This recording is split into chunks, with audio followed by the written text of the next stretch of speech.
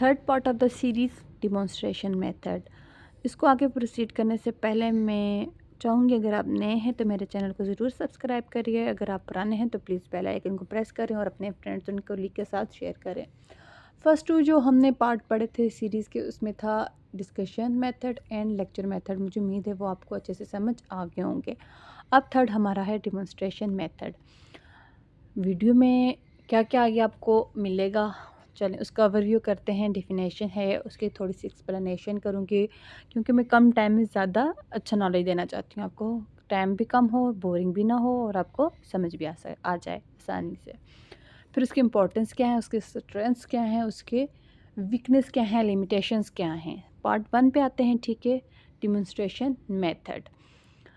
ये मेथड होता है जिसके अंदर टीचर जो है वो बच्चों को करके दिखाता है, ठीक है। How to do something teacher करके दिखाता है, या तो टीचर मतलब एक हम कह सकते हैं कि पूरा उनको समझाता है कि आपने कैसे कैसे क्या क्या करना है। टीचर गाइडलाइन देता है, ठीक है। टीचर करके भी दिखाता है, डेमो भी देता है, ठीक है। और टीचर बच्चों को करने के लिए भी देता है, उनको इंस्ट्रक्शंस दे देता है, ठीक है। इंस्ट्रक्शनल मेथड भी इसको हम कह सकते हैं। और ये वर्ड डिमॉन्स्ट्रेट से निकला है, जिसका मतलब है शो हाउ टू डू। बच्चों को हमने शो करवाना होता है, वो हम खुद भी करवा सकते हैं, वो हम थ्रू वीडियोस भी बता सकते हैं, डायग्राम, चार्ट्स और एक्चुअल थिंग के ज़रिए भी हम बच्चों को बता सकते हैं। कौन कौन सी फील्ड्स में ये यूज़ हो सकता है। साइंस की सब्जेक्ट के लिए बेस्ट है, बायोलॉजी के लिए फर्दर अगर हम आगे लेवल्स को अगर एक्सटेंड करें, अच्छे बड़े लेवल पे जाएं तो बायोलॉजी, ठीक है। फिर जूलॉजी, बॉटनी, उस तरह से छोटे लेवल पर आए तो साइंस। नेचुरल स्टडी, नेचर के बारे में, जैसे प्लांट्स के एटमॉस्फेयर से रिलेटेड कोई चीज़ें बच्चों को बतानी हो, ठीक है। आर्ट्स एंड क्राफ्ट के बारे में हम बच्चों को थ्रू डिमॉन्स्ट्रेशन मेथड अच्छे से गाइड कर सकते हैं। आते हैं इम्पोर्टेंस सेकंड पार्ट की तरफ। हैं तो जाहिर सी बात है काफ़ी सारे, लेकिन मैं आपको यहाँ पर 4 बताऊँगी। फर्स्ट वन इज़ के कम्प्लेक्स टॉपिक्स होते हैं हमारे, ठीक है। कोई भी मुश्किल टास्क होता है जिसे हम थ्रू लेक्चर नहीं समझा सकते, वो हम डेमोन्स्ट्रेशन के ज़रिए बहुत अच्छे से समझा सकते हैं। डेमोन्स्ट्रेशन मेथड को इस्तेमाल करने का जो सेकंड पर्पस है वो ये है कि इसमें लर्निंग जो है हमारी परमानेंट होती है, ठीक है। बच्चा जो ज़ाहिर सी बात है वो देख रहा है, उसमें सुन रहा है, उसको टच कर रहा है, उसको फ़ील कर रहा है जो भी चीज़ है, ठीक है, जो भी टॉपिक है। तो इन एक से ज़्यादा स्किल के इस्तेमाल, सेंस के इस्तेमाल से वो चीज़ परमानेंट हो जाती है बच्चे के अंदर, ठीक है। थर्ड उसका इंटरेस्ट होता है, ठीक है। लर्नर का, स्टूडेंट्स का, हम कुछ भी कह सकते हैं, ठीक है। क्लाइंट कह सकते हैं, स्टूडेंट कह सकते हैं, लर्नर कह सकते हैं, ठीक है। उनका इंटरेस्ट इसमें डिमॉन्स्ट्रेशन मेथड की वजह से ज़्यादा आ जाता है, ठीक है।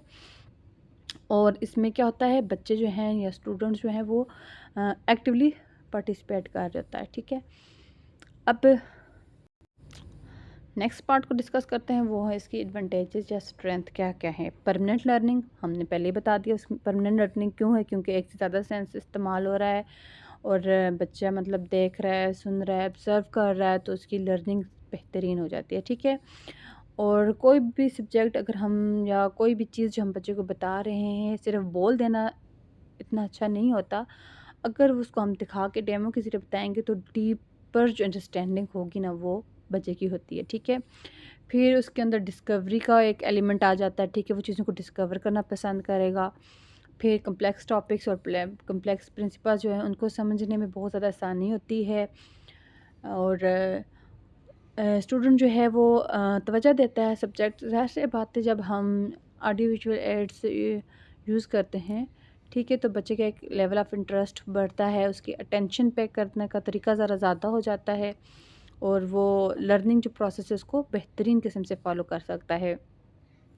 जो भी ये स्किल्स को डेवलप करने के लिए, कोई भी स्किलफुल सब्जेक्ट पढ़ाने के लिए बेहतरीन मेथड है, ठीक है।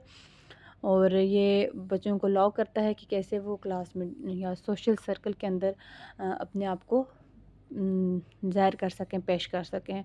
और टाइम और कॉस्ट इफ़ेक्टिव भी ये स्ट्रेटजी है। इसमें हम कम टाइम के अंदर एक अच्छा डेमो, अगर शर्त ये है वो प्री प्लान्ड हो, उसके ऊपर टीचर का जो भी इंस्ट्रक्टर है उसका कमांड हो, तो ये बड़ा इफ़ेक्टिव वे है। Fourth disadvantages. ये चाइल्ड सेंटर नहीं होता। चाइल्ड सेंटर क्यों नहीं होता? इसमें ये होता है कि हर बच्चा उसकी अपनी एक थिंकिंग होती है, अपना सोचने का नज़रिया होता है, अपनी आईक्यू लेवल होता है, तो हर बच्चा इक्वली मतलब नॉलेज ले दे रहा होता है टीचर उसको।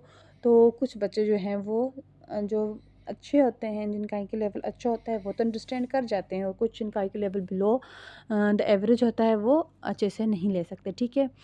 और डेमो के ज़रिए जो बच्चे होते हैं उनको अलाउ नहीं होता है कि वो क्वेश्चन कर सकें, ठीक है, या डिस्कस कर सकें टॉपिक को। तो अगर क्लास बहुत ज़्यादा बड़ी है तब भी ये अच्छा नहीं है, क्योंकि वहाँ पर जो सेटिंग अरेंजमेंट्स होती हैं उसको देखना पड़ता है, ताकि हर बच्चा इक्वली जो है वो जो भी हमारे पास चार्ट्स हैं या चीज़ खुद है, ठीक है, फ़िज़िकली हम उसको प्रेज़ेंट कर रहे हैं, या फिर कोई भी ऐसी चीज़ जो हम जिसका हम बच्चों को डेमो दे रहे हैं, इक्वली चांस नहीं होता कि हर बच्चे की नज़र उस पर पड़े अगर क्लास ज़्यादा है। क्लास ज़्यादा होने की वजह से ये भी हो सकता है कि आप क्लास पे टीचर का कंट्रोल नहीं होता, ठीक है, क्योंकि ज़्यादा क्लास की वजह से टीचर का जो मेन कंसर्न है वो अपने सब्जेक्ट के ऊपर है, वो जिस चीज़ को प्रेजेंट कर रहा है उसको उसके बारे में ज़्यादा उसका फोकस होगा, वो उसको एक्सप्लेन करने को लगेगा, जिसकी वजह से ज़्यादा क्लास होने पर वो थोड़ी क्लास में हम कह सकते हैं स्टूडेंट जो है वो मिसबिहेव कर सकते हैं, और टीचर जो है वो उन पे इतना ज़्यादा फोकस नहीं कर पाएगा, ठीक है। कुछ स्कूल्स के अपने रिसोर्सेज बहुत कम होते हैं, और समटाइम्स ये टाइम कंज्यूमिंग भी हो सकती है। Thanks for watching.